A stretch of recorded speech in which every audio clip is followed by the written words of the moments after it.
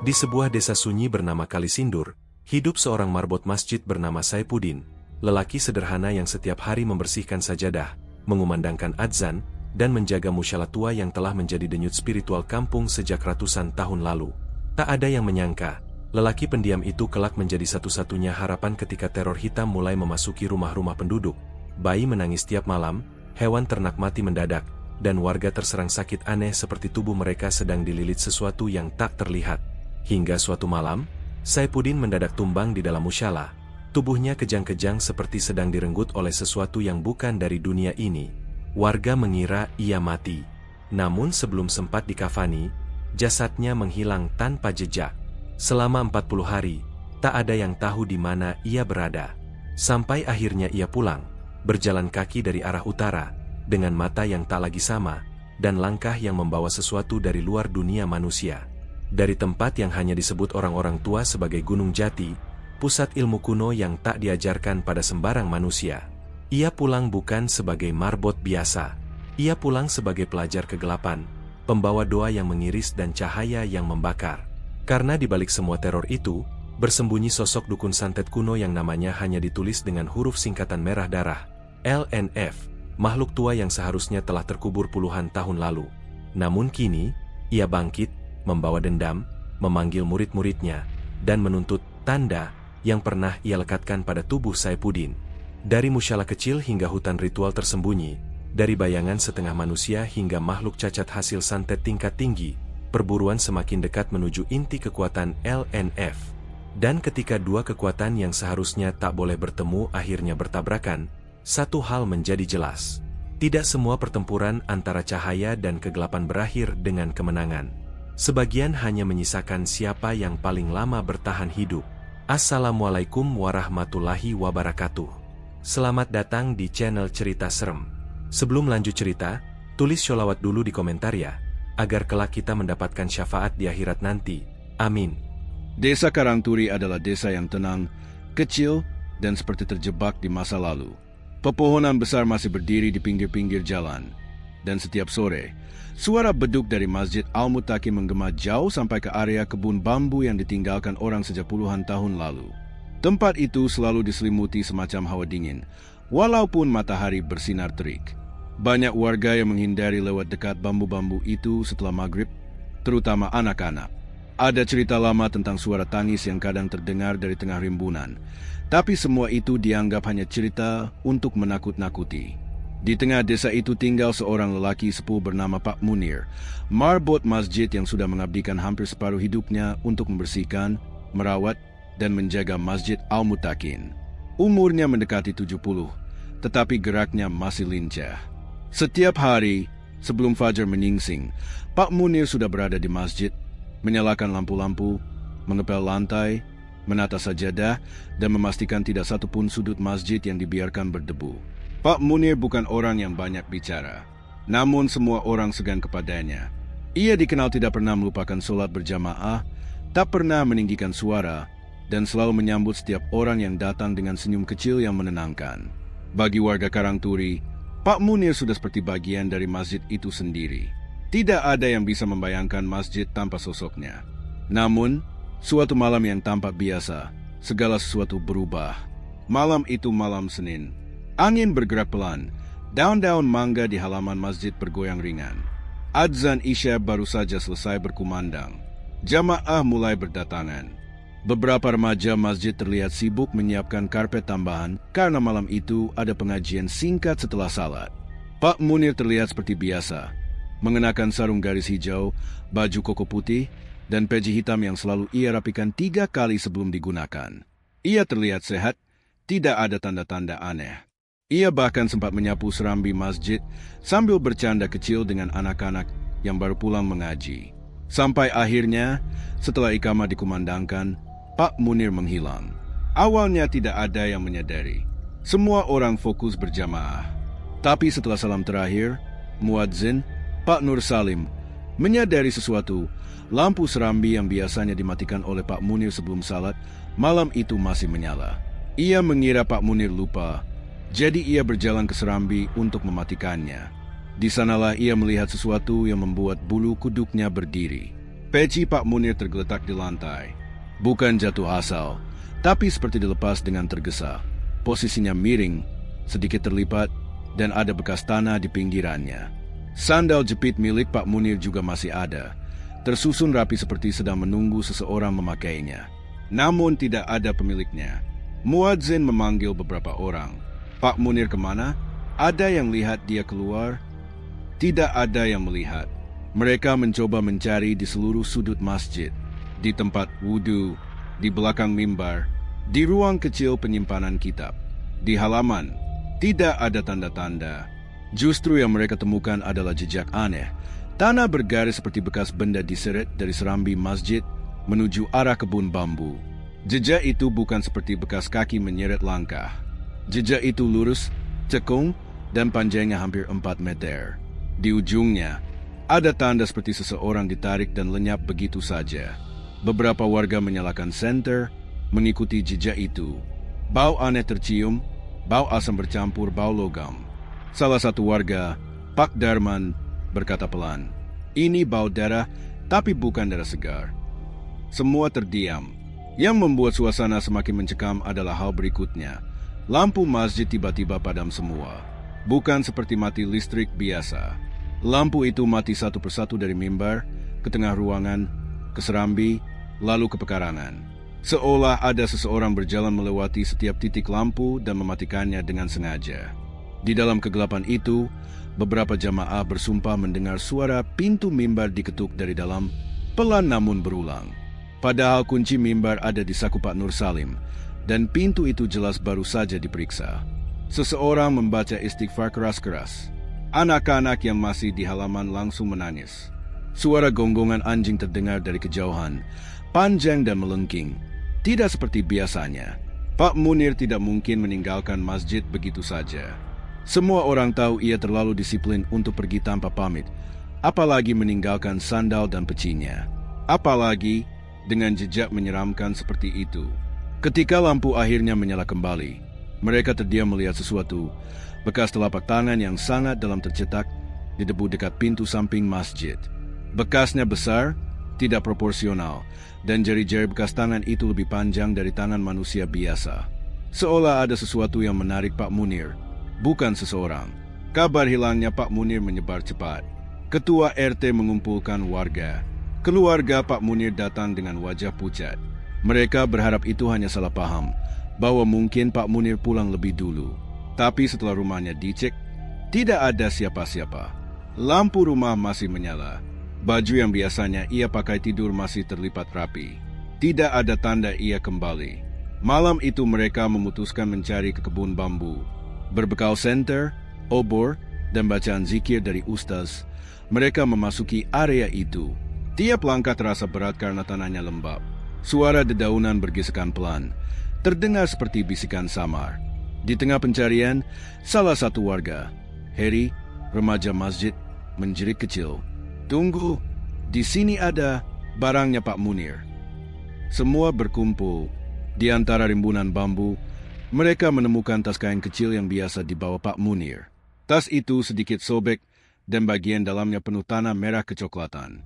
Tanah itu bukan tanah dari kebun bambu, tetapi warna khas tanah dari daerah lain. Lebih tepatnya dari tanah-tanah di sekitar wilayah Gunung Jati, tempat makam wali terkenal berada. Temuan itu membuat semua orang saling memandang tanpa kata. Tidak ada yang mengerti. Namun yang paling membuat bulu kuduk berdiri adalah suara tiba-tiba dari arah hutan bambu bagian dalam. Kembali sebelum dia selesai. Suara itu pelan, berat, seperti ditarik dari dada seorang yang kelelahan. Tidak seorang pun berani menjawab. Salah satu ustaz akhirnya berkata, "Kita harus pulang. Malam semakin larut. Ini bukan waktu mencari orang ke tempat seperti ini." Mereka kembali ke desa dengan perasaan tidak nyaman. Dan ketika mereka melewati masjid, lampunya kembali berkedip 3 kali seolah merespons sesuatu yang tidak mereka pahami. Sejak malam itu, rumor mulai beredar. Ada yang bilang Pak Munir diseret makhluk halus penjaga kebun bambu. Ada yang bilang ia kena karma dari masa mudanya, walaupun tidak ada yang tahu apa yang dimaksud. Ada yang berpendapat ia diculik tukang santet dari desa lain. Namun rumor paling kuat datang dari seorang kakek tua yang hidup di tepi desa. Ia berkata pelan, "Orang seperti Pak Munir tidak hilang begitu saja. Kalau ia dibawa, berarti ia sedang dipanggil untuk sesuatu yang lebih besar. Orang baik tidak hilang tanpa sebab." Ucapan itu membuat warga bertanya-tanya, tanpa berani menebak lebih jauh. Pada hari ketiga, saat waktu Isya tiba dan jamaah mendengar suara pintu mimbar diketuk lagi, warga mulai yakin bahwa hilangnya Pak Munir bukan hilang biasa. Ia tidak mati, ia tidak pergi, ia sedang berada di tempat lain, dengan tujuan yang belum dipahami siapapun. Dan malam-malam berikutnya akan membuktikan bahwa hilangnya Pak Munir adalah awal dari sesuatu yang jauh lebih gelap dari yang bisa dibayangkan warga desa Karangturi. Hilangnya Pak Munir telah mengubah desa Karangturi menjadi tempat yang selalu muram selepas maghrib. Tidak ada lagi suara anak-anak bermain petasan kecil di jalanan. Tidak ada lagi pemuda nongkrong di warung kopi depan balai desa.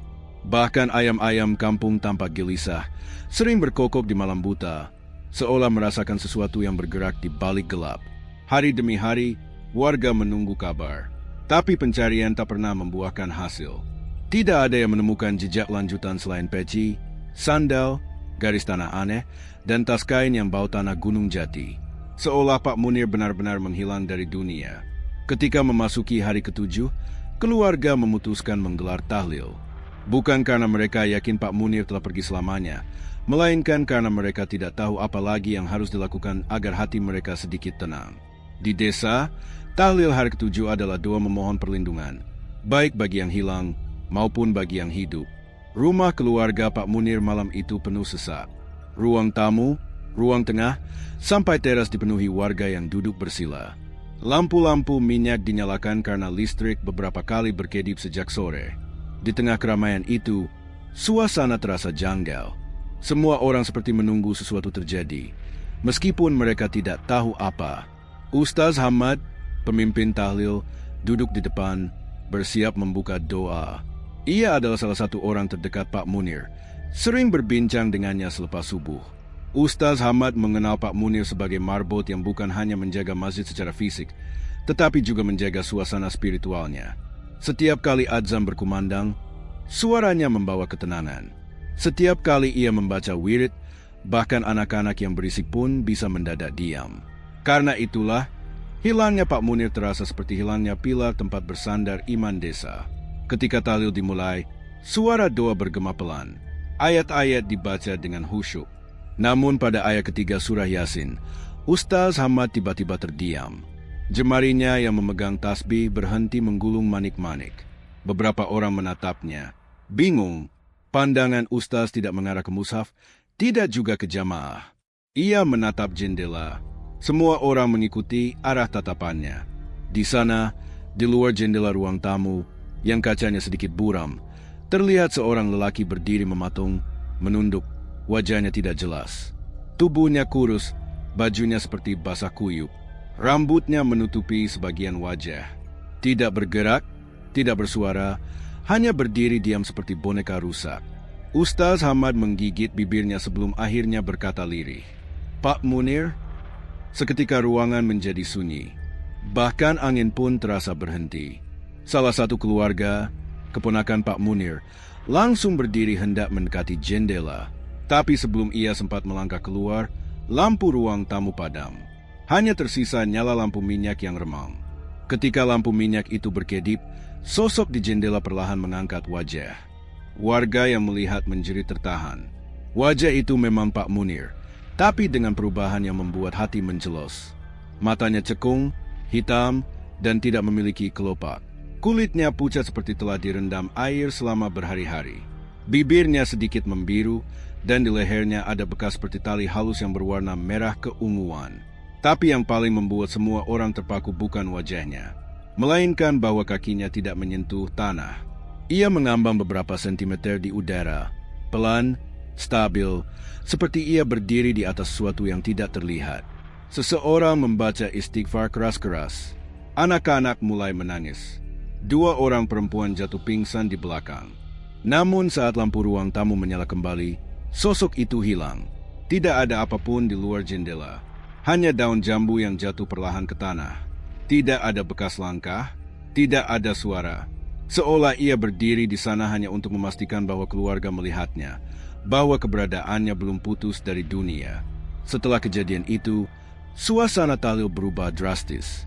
Doa diteruskan, tetapi suara warga bergetar. Setiap kali ada angin melewati jendela, mereka melirik takut-takut. Beberapa orang yakin itu bukan arwah. Arwah tidak akan menampakkan diri dengan mata yang terbuka seperti itu. Bahkan arwah tidak menampakkan diri sambil mengambang. Itu lebih mirip roh yang setengah kembali, setengah ditahan. Namun, ada satu orang yang tidak kaget sama sekali. Kakek tua di pojok ruangan, Kiai Salim, memandang semua kejadian itu dengan tatapan penuh tahu, bukan ketakutan. Ia mengusap janggut putihnya dan berkata pelan kepada ketua RT, "Saya bilang apa? Ia tidak mati."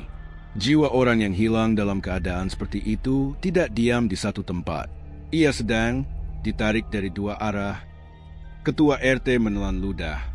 Ditarik? Kiai Salim mengangguk. Ya, ditahan dunia, dipanggil dunia lain. Dunia lain? Maksud Kiai? Gunung Jati, jawabnya pendek. Ketua RT terpaku. Kedua matanya membesar, mencoba memahami maksud dari kata-kata itu. Gunung Jati adalah tempat makam Wali Agung, tempat yang sering dijadikan tempat tirakat dan mencari ilmu. Tapi bagaimana mungkin Pak Munir bisa berada di sana dalam kondisi seperti itu? Dan kenapa? Kiai Salim berkata lagi, lebih pelan namun jelas. Penampakan itu bukan untuk menakut-nakuti kalian, tapi untuk memberitahu bahwa ia masih hidup, tapi tidak dalam bentuk yang bisa kalian terima. Kata-kata itu membuat bulu kuduk ketua RT berdiri. Setelah tahlil selesai, beberapa orang membicarakan kejadian tadi di teras rumah keluarga. Hujan mulai turun tipis, menambah rasa dingin yang sudah sejak tadi menusuk. Pak Nur Salim, muadzin masjid, bicara dengan suara serak. Saya dengar suara orang ngaji di masjid tadi siang. Suaranya mirip sekali dengan Pak Munir. Tapi ketika saya masuk, tidak ada siapa-siapa. Warga lain menimpali, saya lihat sajadah imam terinjak, padahal tidak ada orang. Sementara itu, seorang pemuda mengaku melihat bayangan Pak Munir berjalan menuju sungai, tapi tubuh aslinya tidak ada. Cerita-cerita itu muncul satu persatu, semuanya mengarah pada satu kesimpulan. Pak Munir hidup, tetapi rohnya tidak utuh berada di tubuhnya. Ada bagian dirinya yang tersesat, terjebak, atau sengaja ditahan oleh sesuatu yang tidak mereka pahami. Malam itu, sebelum bubar, Kiai Salim memberikan peringatan keras. Jangan ada yang mendekati kebun bambu setelah Isya. Jangan pula memanggil-manggil nama Pak Munir di masjid. Dan satu lagi, ia menatap semua orang, satu persatu. Kalau ia muncul lagi di jendela, jangan sekalipun kalian ajak ia pulang. Suasana hening. Kenapa? Kiai? Seorang warga bertanya gugup. Kiai Salim menjawab dengan suara yang sangat pelan, namun jelas. Karena yang pulang, belum tentu Pak Munir yang kalian kenal. Malam itu, desa Karangturi tidak tidur. Banyak rumah tak menyalakan lampu hingga subuh. Angin malam terasa lebih dingin daripada biasanya. Dan dari kejauhan, masjid terlihat seperti berdiri dalam kabut tipis. Dan meski semua orang berusaha tidak memikirkannya, mereka tahu satu hal. Ini baru permulaan.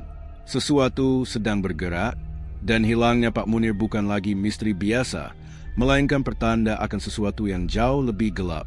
Angin dini hari membawa hawa asing dari pesisir Cirebon ketika Saipuddin, marbot masjid desa Kalisindur, melangkah kembali menuju musyalah kecil tempat ia pertama kali merasakan kejanggalan 40 hari lalu. Langkahnya pelan, terarah, seolah ia sedang menapaki jalur yang sudah digambar ulang dalam pikirannya setelah dilatih para penjaga gaib Gunung Jati. Sorot matanya tidak lagi sama, kini lebih dalam, teduh, tapi menyimpan sebuah kekuatan yang tak sepenuhnya manusiawi. Di kejauhan, musyalah tampak seperti bayangan gelap yang menunggu dengan sunyi. Pohon asem besar di sampingnya berdiri kaku, seperti sedang mengintai kedatangannya. Saipuddin tahu, di bawah pohon itulah jejak santet pertama dilemparkan. Malam ketika dirinya tumbang, kejang-kejang, dan dianggap mati oleh warga. Malam ketika dukun durjana itu menyisipkan tanda pada tubuhnya. Ia belum menceritakan kepada siapapun bahwa tanda itu masih ada. Saat ia melangkah masuk halaman musyalah, Aroma anyir yang samar mengambang di udara, seolah ada darah yang lama mengering di lantai tetapi tak terlihat oleh mata biasa. Saipuddin menarik napas panjang, menundukkan kepala, lalu membaca satu wirid yang diajarkan sosok berjubah putih di Gunung Jati. Bismillahi kauwi, beihaki ema layura. Getaran halus merambat di tanah.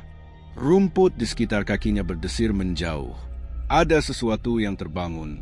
Sebelum ia menghilang 40 hari, Saipuddin terjatuh di dalam musyalah tepat di depan mihrab.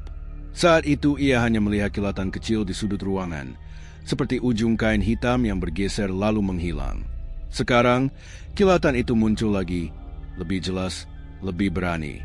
Di dinding sebelah kanan mihrab, sebuah figura kaligrafi kuning kemasan tampak miring. Padahal sebelum ia pergi, ia selalu memastikan figura itu sejajar. Ketika ia mendekati benda tersebut, figura itu bergerak sedikit. Bukan jatuh, bukan goyah, tetapi bernapas. Lapisan kain figura itu mengembang dan mengempis perlahan, seperti dada seseorang yang sedang terlelap tetapi gelisah.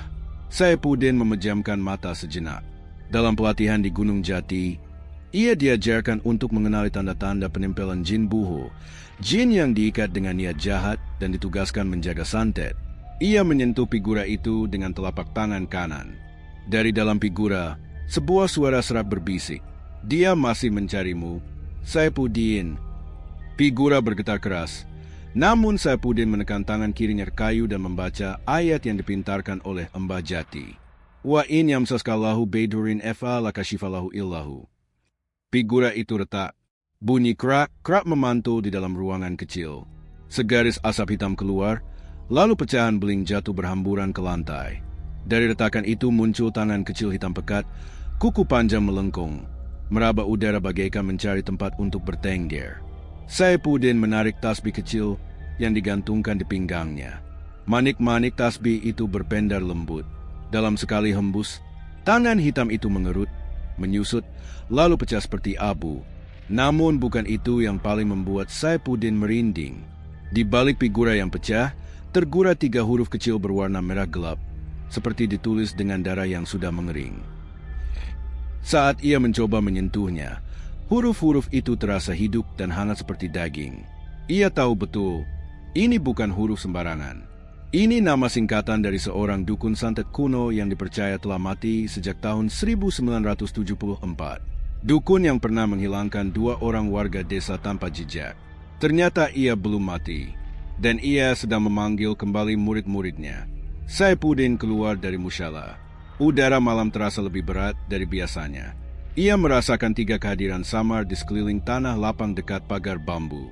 Dalam pelatihannya, guru gaib bernama Ki Ciptarasa pernah berkata, setiap orang yang pulang dengan ilmu akan diikuti 3 penjaga, bukan untuk melindungi, tapi untuk menguji. Benar saja, di antara sela-sela pohonan, 3 sosok bertubuh tinggi muncul perlahan.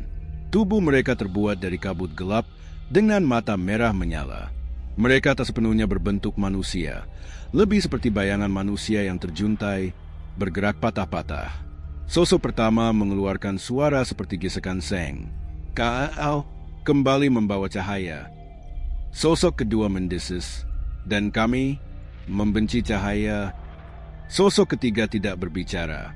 Ia hanya menunjuk dada Saipuddin, tepat ke arah tanda yang dilekatkan sang dukun pada tubuhnya.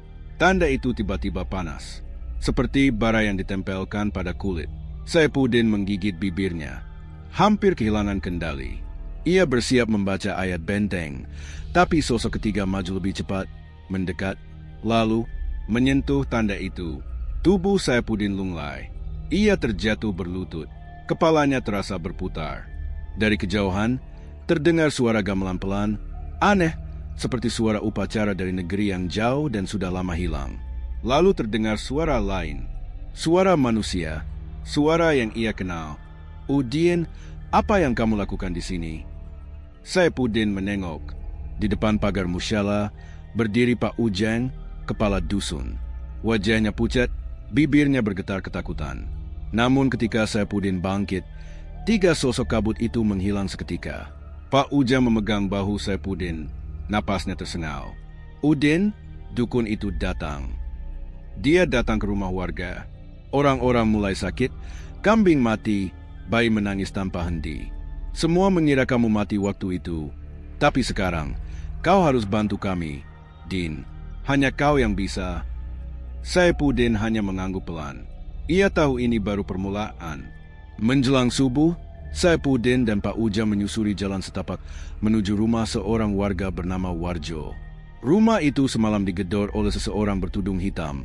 Lalu Warjo langsung jatuh sakit, menggigil, berbicara dengan bahasa yang bukan milik manusia. Ketika mereka tiba, pintu rumah terbuka sedikit. Dari dalam, terdengar suara perempuan menangis pelan. Istri Warjo memeluk tubuh suaminya yang terbaring kaku. Mulut Warjo penuh busa. Matanya terbuka lebar, tetapi bola matanya bergerak-gerak cepat seolah sedang mengikuti sesuatu yang tidak terlihat. Saat Saifuddin mendekat, Warjo tiba-tiba menatapnya lurus. Dengan suara seperti dua suara yang tumpang tindih, ia berkata, "Kau kembali, tapi kau tidak akan bertahan lama. Dia ingin tandamu kembali, ingin nyawamu kembali." Warjo memuntahkan cairan hitam pekat. Cairan itu bergerak seperti makhluk hidup dan berusaha merayap ke arah kaki Saifuddin. Saifuddin mencabut tasbihnya, merapal, "Allahu Nur As-Samawati wal Ard." Cairan hitam itu mendesis, terbakar, lalu lenyap. Istri Warjo menjerit pelan. "Saifuddin, siapa yang melakukan semua ini?" Saifuddin tidak menjawab. Ia hanya menatap jendela rumah Warjo yang terbuka. Di kejauhan, di luar rumah, berdiri seseorang. Kain hitam, tubuh kurus, wajah tertutup tudung caping lusuh. Sosok itu menatap Saifuddin tanpa mata, lalu mengangkat tangannya perlahan, menunjukkan telapak tangan yang penuh paku kecil menancap ke arah Saifuddin. Paku itu tiba-tiba mencair, berubah menjadi asap gelap, lalu menghilang ke arah pepohonan. Saifuddin merinding. Ia tahu siapa yang ia lihat. Nama yang tergores di figura tadi. Nama yang tak boleh disebut sembarangan. Nama dukun itu. Dan ia tahu langit desa Kalisindur malam itu tampak menghitam lebih pekat daripada biasanya. Seolah ada selimut gelap yang sengaja diturunkan untuk menutupi apa yang akan terjadi. Saifuddin berdiri lama di depan rumah Warjo. Napasnya berat, bukan karena lelah, tapi karena firasat buruk yang menekan dadanya seperti tangan raksasa. Sosok bertudung hitam yang tadi menatapnya dari kejauhan sudah hilang di antara rimbun pohon bambu. Namun jejak kehadirannya masih terasa jelas. Dingin, lembab, menekan, seperti lantai ruang mayat. Saifuddin tahu ia tidak bisa menunggu sampai dukun itu menyerang lagi. Ia harus mencari arah, menemukan jejak, dan memutus ritual sebelum desa benar-benar tenggelam dalam teror. Pak Ujang mendekat sambil membawa lampu minyak kecil. "Din, kau yakin mau bergerak sekarang? Belum subuh ini." Saifuddin menatapnya. Tenangnya tidak lagi seperti marbot biasa. Justru sebelum subuh, "Pak, jam-jam seperti ini, dunia mereka menganga lebih lebar." Pak Ujang hanya menelan ludah, tidak sanggup membantah. Saifuddin menyuruhnya menemani istri Warjo, lalu melangkah sendiri menuju kebun belakang. Jalan ke arah rumpun bambu besar, tempat ia terakhir melihat sosok bertudung itu. Angin di sana tidak berhembus normal. Daun bambu bergerak bukan karena angin, tapi seperti sedang diusap sesuatu yang tak punya bentuk. Hawa tanah terasa lebih basah, seperti darah segar baru ditumpahkan. Saifuddin berdiri di depan rumpun bambu itu.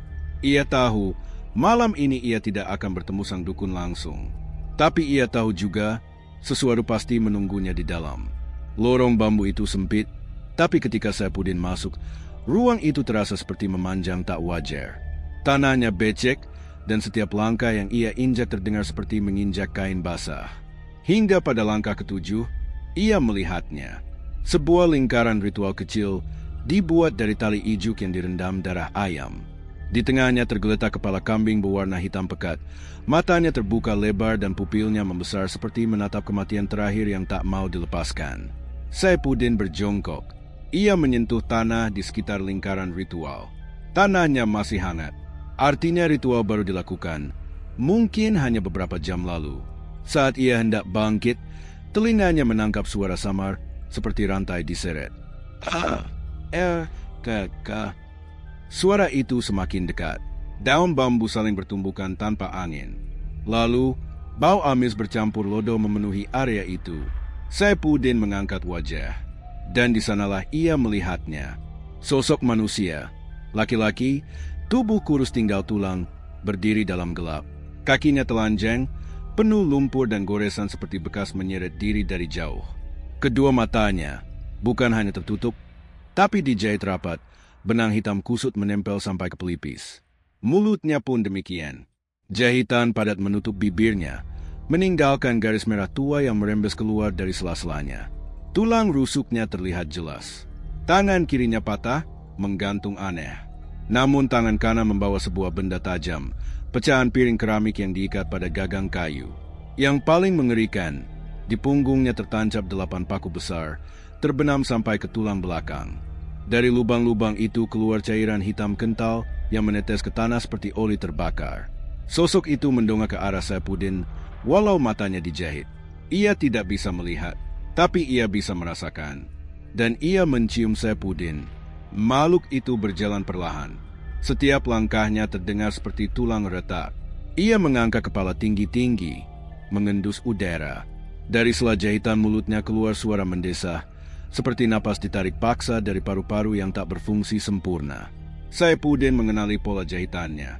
Ini teknik lama, teknik yang digunakan untuk membuat utusan gelap. Manusia yang dirampas kehendaknya dipaksa menjadi wadah bagi jin. Dan manusia di depannya masih hidup. Saifuddin menelan ludah. Tangannya meraba tasbih di pinggang.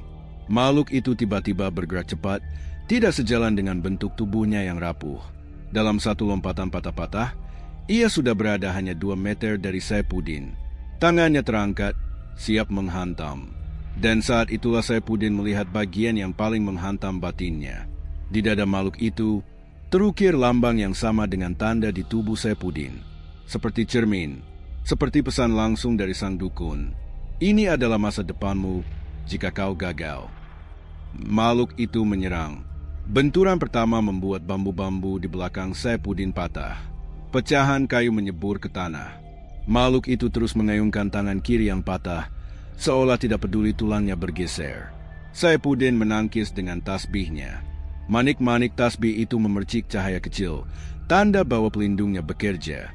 Tapi makhluk itu tidak berhenti. Ia menggeram keras, menggetarkan tanah. Dari punggungnya, 2 paku terlepas dan jatuh. Dan sebagai gantinya, tubuhnya makin cepat, makin brutal, makin tak terkendali. Saifuddin mundur sambil membaca ayat. Makhluk itu menabraknya keras sekali hingga tubuh Saifuddin terlempar ke tanah. Napasnya hilang sesaat. Tanda di dadanya berdenyut keras, seolah ikut diaktifkan oleh keberadaan makhluk tersebut. Makhluk itu merangkak cepat, seperti laba-laba rusak, menyeret diri untuk mendekat. Ia mengangkat pecahan piring tajam itu, mengarah ke leher Saifuddin. Dan tepat saat benda itu hampir mengenai kulitnya, Saifuddin merapal ayat benteng dengan suara penuh tenaga. Fa'innahu alimum bi'idzatis syudur. Cahaya putih besar menyembur dari tasbihnya. Makhluk itu terpental keras. Tubuhnya terbakar dari dalam. Paku-pakunya memanas, lalu meleleh seperti lilin panas. Namun, ia belum mati. Makhluk itu bergetar, lalu bangkit lagi. Kali ini lebih liar, lebih sakit, lebih putus asa, seperti hewan yang dipaksa berlari meski kakinya patah 7. Ia menyerbu lagi, dan Saifuddin tahu, satu jalan saja. Ia harus memutus ikatan ritualnya, benang jahitannya. Saat makhluk itu melompat, Saifuddin menepi serangan pertama, berguling, lalu memukul tepat di dada makhluk itu menggunakan tasbih. Tasbih itu memercik cahaya biru. Benang hitam di dada makhluk itu bergetar, seolah ingin lepas. Saifuddin membaca lebih keras. Kullu syai'in halikun illa wajahu. Dalam satu hentakan cahaya, benang itu putus. Makhluk itu berhenti, tubuhnya membeku, napas tersengal. Lalu suara lirih dan pecah keluar dari mulut berjahitnya. Tolong, bunuh aku. Itu suara manusia. Suara penderitaan yang tidak bisa dipalsukan. Saifuddin memejamkan mata sejenak. Semoga Allah merahmatimu, gumamnya. Ia menyentuh dahi makhluk itu. Ayat terakhir keluar, wa yunajillahu ala zinatakau. Makhluk itu meledak menjadi debu hitam. Tidak berserakan, namun hilang secara perlahan, seperti asap yang tertarik ke arah langit. Saifuddin berdiri, terengah. Tapi ia belum sempat menarik napas tenang ketika ia melihat sesuatu. Di tanah, di antara sisa debu makhluk itu, tergeletak sebuah surat kecil. Kertas tua, berbau busuk. Saifuddin membukanya. Isinya hanya satu kalimat, ditulis dengan huruf merah. Tandamu masih milikku, Saifuddin, dan yang kau bunuh barusan adalah anakku. Jantung Saifuddin berhenti sepersekian detik. Lalu kalimat kedua, kita akan bertemu dalam darah. Hawa bambu berubah sangat dingin. Angin berhenti, dan dari jauh, dari arah selatan desa, terdengar jeritan panjang seorang perempuan. Jeritan yang mengoyak malam. Jeritan yang tak mungkin manusia biasa. Selepas ia menghabisi makhluk manusia cacat kiriman LNF di belakang rumah Warjo, Saifuddin berjalan setengah terpincang menuju sungai kecil yang membelah desa Kalisindur. Jakunnya naik turun. Tubuhnya basah oleh keringat dingin, namun wajahnya tetap datar. Ada sesuatu yang berubah. Setiap detik Saifuddin semakin menjauh dari dirinya yang dulu. Ia tahu mengalahkan makhluk itu bukan kemenangan. Itu hanya salam pembuka. LNF kini tahu persis bahwa Saifuddin telah kembali dengan ilmu baru. Dan ia pasti akan mengirim lebih banyak, lebih kuat, dan lebih kejam. Air sungai terlihat gelap malam itu. Bukan hitam karena malam, melainkan hitam seperti cairan pekat bekas dupa ritual. Ketika Saifuddin hendak membasuh tangannya, air itu berkecipak sendiri. Seolah sesuatu di dasar sungai sedang bergerak, berenang, atau mengaum tanpa suara. Saifuddin tidak menyentuhnya. Ia hanya memandangi riaknya yang aneh sambil merasakan getaran dari tanda hitam di dadanya. Tanda itu semakin terasa hidup, seperti ada denyutan jantung kedua yang bukan milik manusia. Satu jejak darah di bibir sungai. Saat ia hendak berbalik, sesuatu mencium penciumannya. Bau amis, bau besi, bau darah segar. Ia menunduk. Di batu sungai terlihat bekas telapak tangan. Bekas itu bukan biasa. Telapak tangan itu menempel ke batu seperti baru saja ditarik dengan kasar dan meninggalkan lapisan kulit. Ujung jari terlihat seperti sobekan daging, bukan bercak darah biasa. Saifuddin meraba udara di atas bekas itu. Ada hawa panas, bau dupa menyengat, dan suara lirih seperti mantra yang berputar-putar, sama-sama terdengar dari balik pepohonan. Suung, suung, kaulah pasrah maring sedulur alit. Suara itu membuat bulu tengkuk Saifuddin naik.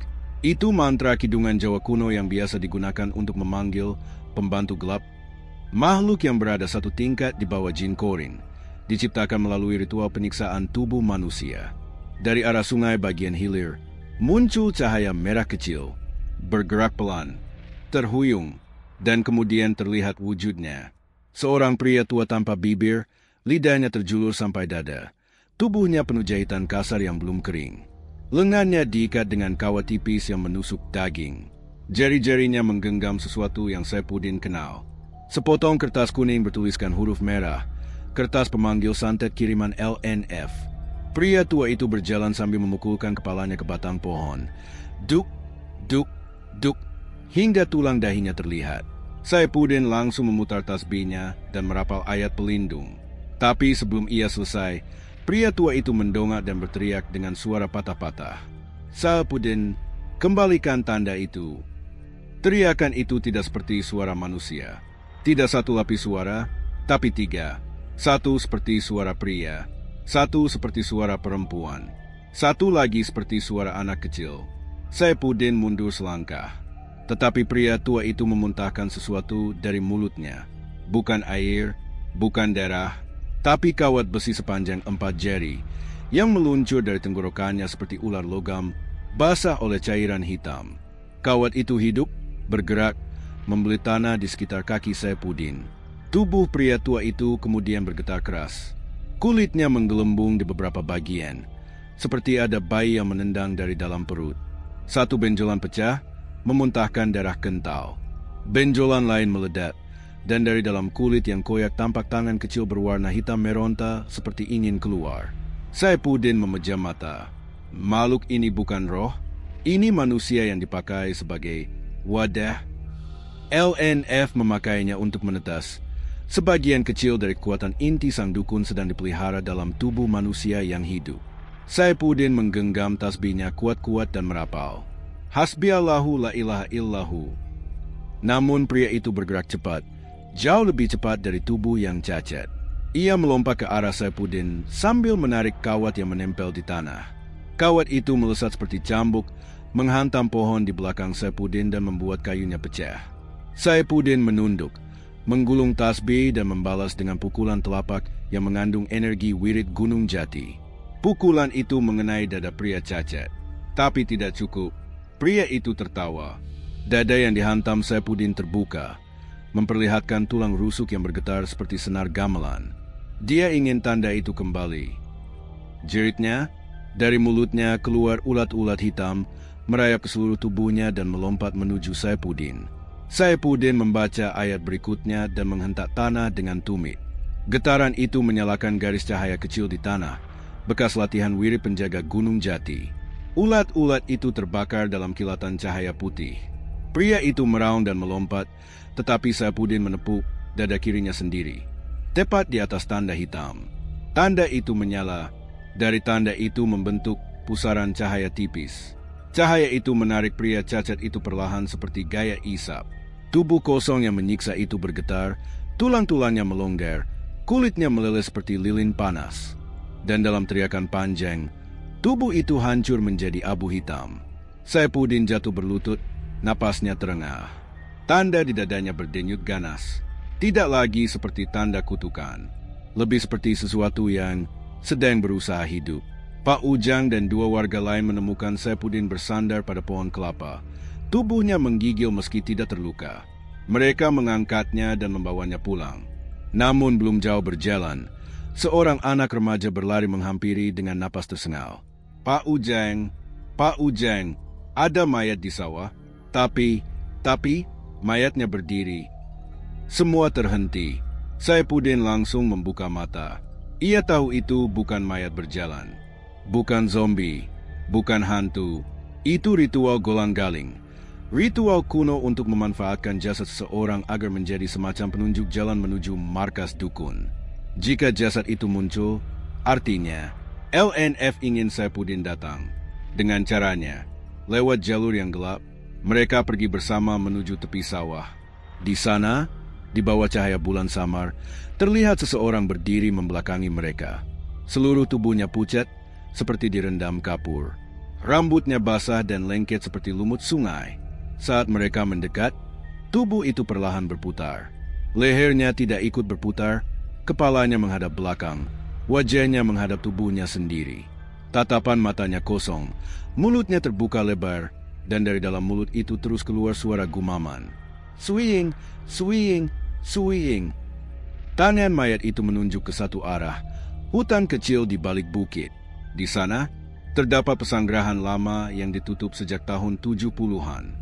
Konon tempat itu dipakai sindikat santet untuk ritual rahasia sebelum diburu aparat. Saifuddin menelan ludah. Ia tahu tujuan berikutnya ada di sana. Saifuddin berjalan di depan. Pak Ujang dan dua warga mengikuti dari jauh sambil membawa obor. Semakin dekat, hutan semakin terasa sesak. Pohon saling merapat seperti sengaja ingin menutup jalan. Setiap beberapa langkah, mereka melihat tanda-tanda ritual. Boneka jerami yang ditusuk belasan paku. Kepala ayam hitam yang dibiarkan menggantung di ranting. Kain merah dengan tulisan aksara kuno. Dan tanah yang digali seperti kuburan tanpa nisan. Ketika mereka memasuki lorong hutan paling gelap, suara gamelan pelan terdengar. Suara itu datang dari bawah tanah. Saifuddin berhenti. Tanda di dadanya tiba-tiba menyala sendiri. Bukan karena wiridnya. Seperti merespons panggilan dari sesuatu yang jauh di perut bumi. LNF. Hujan turun tanpa suara. Bukan hujan biasa, melainkan gerimis tipis berbau anyir, seolah tetes-tetes air membawa sisa-sisa darah yang tak terlihat oleh mata manusia. Saifuddin berjalan pelan di antara batang-batang tebu yang gelap di belakang desa Kalisindur.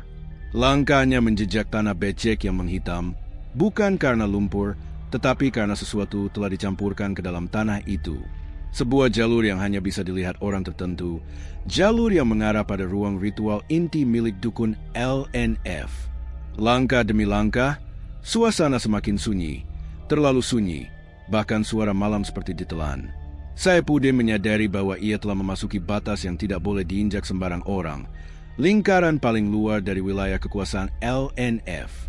Napasnya tertahan ketika melihat sebuah bel kayu terbengkalai di tengah-tengah ladang tebu. Bel itu tampak biasa dari jauh, tetapi saat ia mendekat, bau busuk itu menyergap begitu keras, seperti sesosok mayat yang sudah membengkak beberapa hari. Saifuddin tahu, di bawah bel itu ada lorong. Lorong menuju tempat segala akar kejahatan berpusar. Ia mengangkat papan lantai paling kiri. Papan yang tampak kusam namun tak ada debunya sama sekali. Dari bawahnya naik hawa panas bercampur aroma getah, garam, dan darah manusia. Ada suara-suara kecil seperti doa rusak yang diulang-ulang tanpa nada. Saifuddin menapakkan kakinya ke dalam gelap. Tangga kayu yang menurun ke bawah terasa lembab dan lengket, seperti sudah dilapisi sesuatu. Dan ketika ia melihat tangan kirinya, ada noda hitam pekat menempel. Itu bukan lumpur. Ia mengenali teksturnya. Itu darah yang sudah mati. Ia terus menurun 10 langkah, 20, 30, sampai akhirnya kakinya menginjak tanah. Ruangan sempit itu hanya diterangi satu lampu minyak berwarna merah. Dindingnya penuh ukiran aneh mirip tulisan Arab tua yang bercampur aksara Jawa, namun dibalik dan dipelintir seolah untuk meniru kitab tertentu. Di tengah ruangan, ada sesuatu yang membuat jantungnya berhenti sejenak. 3 tubuh manusia bergantung dari langit-langit, kaki di atas, kepala di bawah. Kepala mereka dibungkus kain hitam, sedangkan seluruh tubuh dipenuhi tusukan paku kecil dari ujung kaki hingga dada. Namun yang paling membuat bulu kuduk Saifuddin berkibar, mereka masih bergerak. Tubuh itu menggeliat pelan, seperti merespon kehadiran manusia lain. Dari dalam kain hitam terdengar bisikan serak. "Din, kau akhirnya datang." Saifuddin mundur setengah langkah. Ia mengenali suara itu. Itu suara Mang Ruhiat, petani tua yang hilang 3 bulan lalu tanpa jejak. Rupanya ia bukan kabur. Ia diambil. "Maaf, Mang," gumam Saifuddin lirih sebelum ia menarik tasbih di pinggangnya. Tetapi sebelum ia sempat merapal satu ayat pun, tubuh ketiga yang tergantung bergerak lebih cepat. Kain hitam di kepalanya robek sendiri, menyembuhkan wajah yang hancur, penuh bekas bakar dan sobekan ritual. Mata lelaki itu sudah tak ada, diganti rongga hitam yang berdenyut. Tubuhnya berayun mendekat, dan dari mulutnya keluar suara yang bukan suara manusia. Tak ada cahaya yang boleh masuk ke sini. Saifuddin mengangkat tangan kanannya, merapal doa pendek pembuka. Bi kadratillahi yang menaklukkan segala bayang-bayang. Tasbihnya berpendar, tubuh-tubuh tergantung itu berteriak bersamaan. Teriak panjang, terdistorsi, seperti tulang dan suara dicampur menjadi satu. Teriakan itu cukup untuk membuat seluruh ruangan bergetar. Lantai tanah retak, langit-langit meneteskan cairan hitam. Di kejauhan, suara gonggongan anjing dan lolongan makhluk yang tidak dikenal bergema dari arah terowongan gelap. Dari kegelapan itu, tampak seseorang perlahan berjalan. Tubuhnya sangat kurus, kulitnya pucat keabuan, rambutnya panjang kusut menutupi wajah. Tangan kanannya memegang tongkat penuh tengkorak burung kecil. Tangan kirinya menenteng kendi tanah liat berisi cairan merah gelap. Ia berhenti tepat 5 langkah dari Saifuddin, lalu berbicara. Bukan dengan suara yang datang dari mulutnya, tetapi suara yang muncul di dalam kepala Saifuddin. "Kau murid dari Gunung Jati." Saifuddin tak menjawab, tetapi ia merasakan tulang-tulang di punggungnya menegang, seolah tubuhnya mencoba melawan sesuatu yang tak terlihat. Sosok itu mengangkat kendi tanah liat. Cairan merah di dalamnya bergerak seperti memiliki nyawa. Keluar sendiri, membentuk ular tanpa sisik. Tubuhnya hitam seperti terbuat dari jelaga. Ular itu meluncur ke arah Saifuddin. Ia menghindar, namun makhluk itu memanjang bagai tali, mengejar dari samping. Sekali sentuhannya mengenai tanah, tanah itu berasap, hancur menjadi abu hitam. Makhluk itu bukan ular biasa. Itu Suanggi cair, makhluk ritual yang dibentuk dari darah korban santet yang tidak mati sempurna. Bentuknya seperti cairan, tetapi pikirannya mirip manusia yang penuh dendam. Saifuddin merapal cepat. "Allahu syafian min aduihi." Tasbihnya membara, sinar putih memancar keluar. Ular darah itu terpelanting. Tubuhnya pecah menjadi 2, lalu 3, lalu 5 bagian. Bagian-bagian itu jatuh ke tanah, menggelepar seperti daging segar yang baru dikeluarkan dari tubuh manusia. Namun ia membeku, bukan karena jijik, tetapi karena mengetahui sesuatu yang jauh lebih buruk. Dari tanah yang hitam, dari celah-celah yang basah dan licin itu, keluar tangan. Bukan 1, bukan 2, tetapi puluhan. Tangan-tangan kecil, hitam, kurus, dengan kuku panjang yang patah-patah. Tangan-tangan manusia yang dikubur secara tidak wajar. Mereka merayap seperti laba-laba, menggapai kaki Saifuddin, menarik celananya, mencakar kulitnya dengan kuku yang dingin seperti logam. Di antara suara-suara gerutuan dan jeritan mereka, terdengar satu kalimat yang membuat darah Saifuddin membeku. Kami adalah tumbal pertama, dan kau akan menjadi yang terakhir. Saifuddin sadar, ini bukan sekadar ruangan ritual. Ini adalah lubang pembuangan jiwa, tempat korban santet LNF diikat, diperas, dan dipaksa menjadi bagian dari kekuatan gelapnya. Dan LNF belum muncul. Jika ini hanya lapis pelindungnya, maka inti kekuatan sang dukun jauh lebih mengerikan daripada yang dibayangkan. Saifuddin menggenggam tasbihnya erat, lalu berkata pelan, bukan pada makhluk-makhluk itu, tetapi pada dirinya sendiri. Kalau aku tidak membakarnya hari ini, desa Kalisindur tak akan hidup sampai besok. Ruang ritual itu mulai berdenyut seperti jantung yang bangun dari tidur panjang. Sesuatu di dalam gelap, sesuatu yang jauh lebih besar, mulai bergerak menuju Saifuddin. Hujan turun deras di atas desa Kalisindur. Langit malam seperti robek oleh kilat yang jatuh tanpa suara. Saifuddin berdiri di depan Goa Sirep, tempat yang oleh para sesepuh dianggap kuburan hidup para murid dukun tua. Napasnya berat, tubuhnya masih terasa nyeri akibat serangan makhluk berwujud manusia cacat di narasi sebelumnya. Makhluk dengan mata dijahit benang ijuk dan tulang iga yang mencuat dari kulit menghitam. Bekas cakaran makhluk itu masih menganga di lengan Saifuddin, tapi ia tetap melangkah. Malam ini ia harus masuk, karena dari dalam goa, suara itu sudah memanggil. Saifuddin, kamu terlambat, mereka sudah bangun. Tidak ada orang lain mendengar suara itu, hanya Saifuddin. Membuka malam, ia memasuki goa. Ujung ruangan pertama penuh dengan kulit-kulit yang menempel di dinding. Kulit manusia, bukan digantung, bukan ditempel, tapi melekat seperti jamur yang tumbuh merambat. Ada kulit tangan, kulit pipi, kulit kaki, hingga kulit perut yang makin ke dalam makin menghitam dan mengeras seperti kayu. Saat lampu minyak kecil yang dibawanya menyinari dinding, kulit itu bergerak. Tidak banyak, hanya seperti tarikan napas pendek, namun cukup untuk membuat bulu tengkuk Saifuddin berdiri. Dari kejauhan terdengar suara seretan besi. Lalu suara itu, jangan sentuh dinding itu, Din. Itu adalah dinding tempat mereka disimpan hidup-hidup sebelum kulit mereka dicabut. Kulit itu masih ingat rasa sakitnya.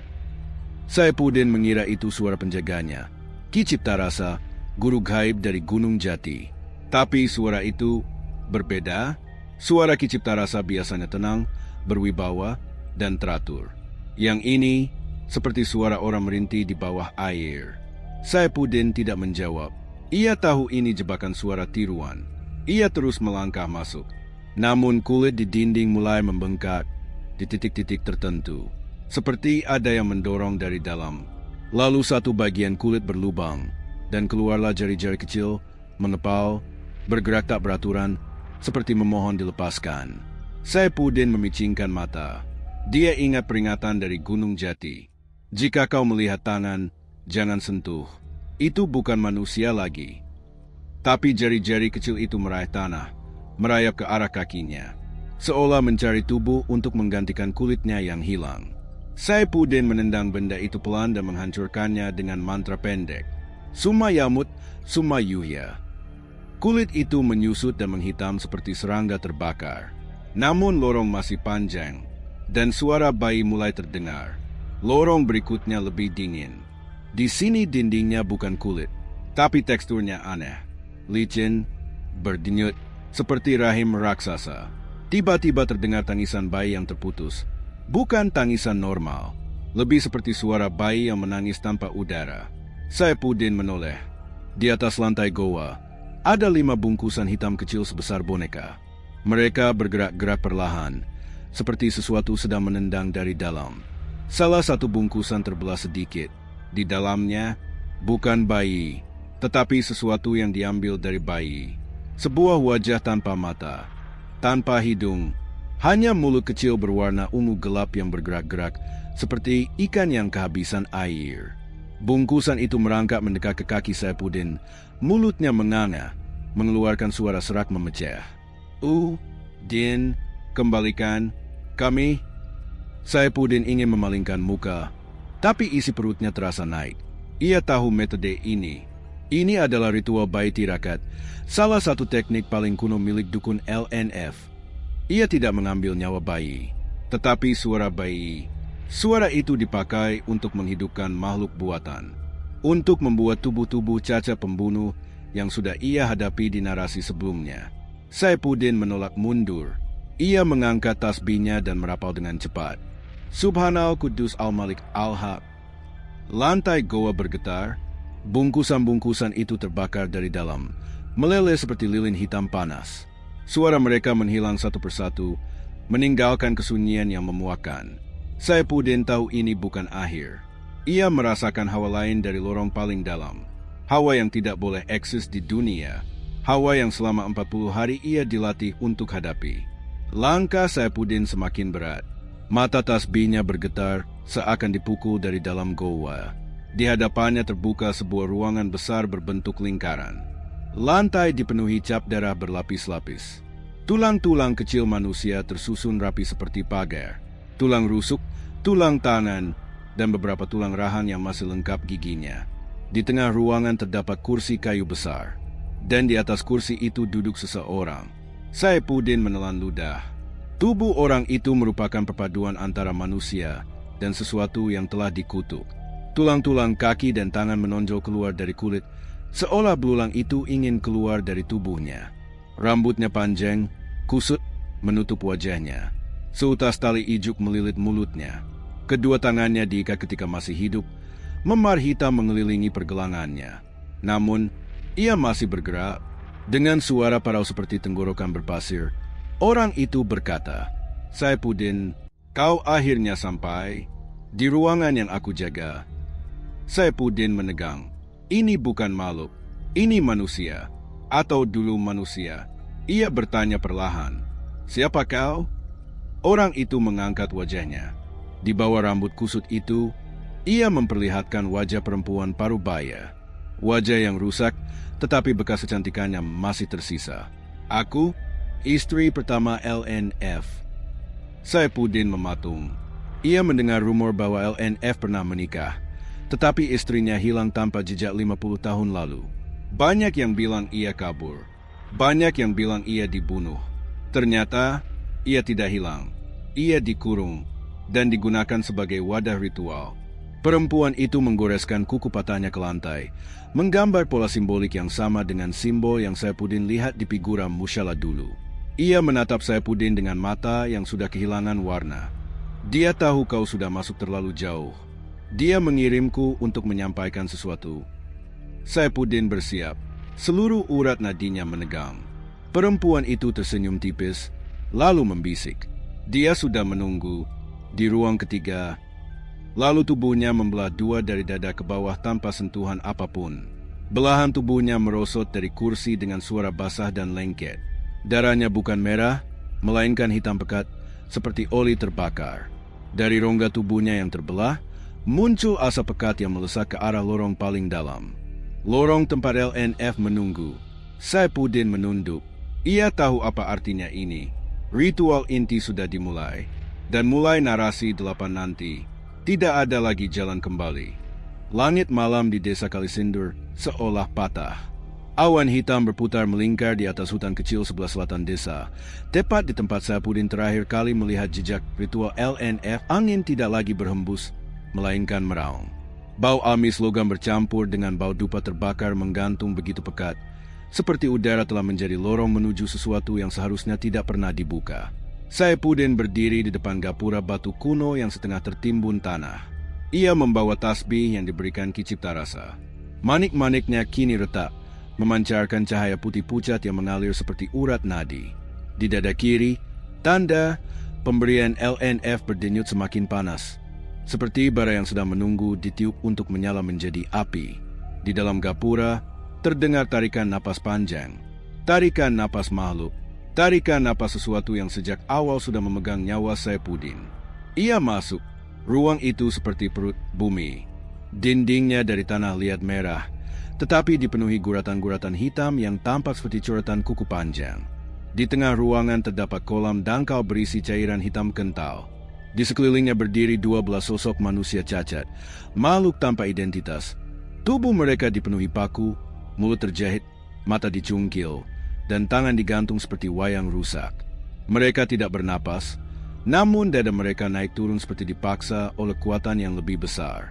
Di ujung ruangan, berdiri seorang laki-laki kurus, berjubah kain hitam compang-camping. Wajahnya tertutup topeng kayu tipis berwarna merah darah. Topeng itu tidak memiliki mata, tidak memiliki hidung, hanya mulut, dan mulut itu menganga terlalu lebar, seolah rahangnya pernah patah lalu dipaksa membuka lebih besar dari batas manusia. LNF, dukun santet yang dikira mati sejak tahun 1974. Ia memiringkan kepalanya pelan. Suara tulangnya berderak, panjang, lambat, membuat telinga Saifuddin berdenyut nyeri. Akhirnya kau datang. Suara itu berat, bukan hanya satu suara, tapi 3 suara yang menyatu seperti gema dari 3 dunia berbeda. Saifuddin tidak menjawab. Ia meletakkan tasbih di telapak tangannya, bersiap. Ia merapal pelan. La haula wala quwata illa billah. Dan saat itu juga, kolam cairan hitam di tengah ruangan bergejolak. Dari dalamnya keluar tangan-tangan kurus, meraih udara, menjerit tanpa suara. Sosok-sosok itu seperti korban santet yang disiksa bertahun-tahun, lalu dilempar ke dunia tanpa diberi izin untuk mati. LNF tertawa pendek, tawa yang membuat ruangan bergetar. Semua ini adalah nyawa yang pernah dikirim orang-orang untuk kubunuh. Mereka kini menjadi penjaga, dan kau adalah yang terakhir. Saifuddin melangkah maju. Para penjaga cacat menyerbu sekaligus. Satu sosok melompat dengan gerakan patah-patah. Kuku panjang mencelok ke tanah seperti binatang. Saifuddin memutar badan, menghantam dadanya dengan tasbih. Cahaya putih meledak, membakar tubuh makhluk itu hingga kulitnya meleleh seperti lilin. Sosok lain merangkak terbalik, dengan kepala menghadap belakang, mulut terjahit mengeluarkan cairan hitam yang mendesis saat menyentuh tanah. Saifuddin menginjak tanah, membaca wirid. Allahu Nur. Cahaya mengalir dari kaki Saifuddin ke lantai, merambat, lalu meledak di bawah sosok itu. Tubuh makhluk itu pecah menjadi kepingan gelap. Tapi semakin banyak yang ia jatuhkan, semakin cepat yang lain bangkit. Mereka tidak hidup, tidak mati, cuma dipaksa bergerak oleh mantra. Sebelah kanan, 2 sosok menyeret paku besar dari perut mereka, mengarahkannya ke Saifuddin seperti tombak. Saifuddin menghindar, tetapi salah satu paku menggores lengannya. Darah mengucur, dan saat darah itu menetes ke lantai, LNF berbisik pelan. Itu dia, tanda itu, milikku. Tanda, di dada Saifuddin menyala merah. Tubuhnya gemetar. Dunia gelap, Saifuddin melihat cahaya. Tapi bukan cahaya suci. Ini cahaya merah bergerak di balik kelopak matanya, mencoba masuk ke dalam pikirannya. Ia tiba-tiba melihat kilasan. Kilasan masa lalu, ruang gelap, 3 sosok duduk melingkar. Seorang dukun muda, LNF muda, mengaitkan sesuatu ke tubuh Saifuddin yang masih kanak-kanak. Ritual itu dilakukan bertahun-tahun lalu ketika Saifuddin hampir mati karena sakit misterius. Tanda itu bukan santet. Tanda itu adalah cara LNF menanamkan penerus. LNF ingin menjadikan Saifuddin wadah untuk kekuatan hitamnya. Dan malam ini, ia datang untuk mengambil kembali miliknya. Saifuddin terjatuh, mencengkeram tanah. Tanda itu menyala, membakar jantungnya. LNF mendekat. Kembalikan nafas yang kuletakkan dalam tubuhmu. Kau bukan milik cahaya, kau milikku. Di tengah rasa sakit yang memecah kepala, Saifuddin teringat satu hal. Pelajaran terakhir Ki Cipta Rasa. Cahaya hanya masuk ke tubuh yang membuka. Tapi kegelapan hanya bisa keluar jika dicabut. Saifuddin menggenggam tasbih. Mata memerah, tubuh gemetar, ruang ritual bergoyang. Ia menancapkan tasbih itu ke dadanya sendiri, tepat di atas tanda merah yang menyala. Sakitnya seperti jantung dicabut dengan tangan kosong. Cahaya putih memancar dari dadanya. Tanah bergetar, kolam hitam mendidih. Para penjaga cacat menjerit tanpa suara, meleleh seperti daging kena api. LNF mundur selangkah. Untuk pertama kalinya tampak terkejut. Kau gila? Itu tubuh MU sendiri. Saifuddin bangkit, memaksa kakinya berdiri, darah mengalir di dada. Lebih baik mati daripada hidup sebagai wadahmu. Ia menarik tasbih itu. Dari dadanya, keluar sesuatu seperti asap hitam yang melilit. Asap itu membentuk kepala manusia, kepala yang menyerupai wajah muda LNF. Wajah itu menjerit, "Berikan aku kembali. Itu milikku. Itu nafasku." Saifuddin menghantamkan tasbih ke wajah asap itu. Cahaya putih menghancurkannya. LNF menjerit, memegang topeng kayunya. Topeng itu retak. Retakan itu menyebar ke seluruh tubuhnya. LNF berlari. Tubuhnya terayun seperti boneka. Ia menumbuhkan kedua tangannya ke tanah. Tanah merekah. Dari dalam tanah keluar puluhan tangan gelap meraih kaki Saifuddin. Saifuddin jatuh. Tangan-tangan itu mencoba menariknya ke dalam tanah. LNF mengangkat tangan, membaca mantra dalam bahasa kuno. Roh yang pernah kuikat, bangkitlah lagi, tubuh ini milikku. Tanda di dada Saifuddin berdenyut lagi. Hampir kembali menyala. Hampir. Saifuddin menatap ke tanah, ke tangan-tangan gelap yang menariknya. Ia merapal, "Hasbiyallah, la ilaha illahu." Cahaya putih keluar dari tubuhnya. Kali ini lebih kuat. Tanah meledak. Tangan-tangan itu menghilang. Tubuh LNF terpental menghantam dinding ritual. Topengnya pecah. Di balik topeng itu, wajahnya bukan wajah manusia. Bukan wajah setan. Wajah itu seperti bling. Pecah-pecah, seperti ia telah memotong wajah beberapa orang lalu menempelkannya sebagai topeng baru setiap beberapa tahun. LNF menjerit. Jeritan itu membuat darah di tanah mendidih. Ia merangkak ke arah Saifuddin. "Kembalikan nafasku. Kembalikan." Saifuddin menggenggam tasbih yang kini bersinar lebih terang dari sebelumnya. Ia mendekat. Ia meletakkan tasbih di tenggorokan LNF dan membacakan wirid terakhir. Allahu Nur As-Samawati wal Ard. Tubuh LNF menggelepar. Cairan hitam keluar dari matanya. Tulang-tulangnya patah satu persatu, terdengar seperti kayu kering diremukan. Suara jeritannya memekakkan telinga jeritan makhluk yang mati untuk terakhir kalinya. Lalu tubuhnya pecah menjadi jutaan serpihan hitam. Serpihan itu melayang sebentar lalu hilang, seperti debu yang ditiup angin. Ruang ritual runtuh. Kolam hitam mengering. Para penjaga cacat jatuh diam, tak bergerak selamanya. Saifuddin tersungkur, napasnya tersengal. Dada masih berdarah, tapi tanda LNF hilang sepenuhnya. Lenyap seperti tidak pernah ada. Ia bangkit perlahan, berjalan keluar dari runtuhan. Angin malam kembali normal. Bintang-bintang muncul. Desa Kalisindur hidup kembali. Namun Saifuddin tahu, semua orang akan melihatnya sebagai marbot biasa. Tidak ada yang tahu perang apa yang baru saja ia jalani. Tidak ada yang tahu bahwa ia baru saja menghancurkan dukun yang dibenci 3 generasi. Ia pulang, langkahnya pelan. Sunyi, tapi di belakangnya, di dalam hutan sebuah bayangan tipis melintas sebentar. Bayangan seorang pria kurus dengan topeng kayu pecah di tangannya. Seolah dunia ingin berkata, tidak semua yang mati benar-benar hilang. Tamat.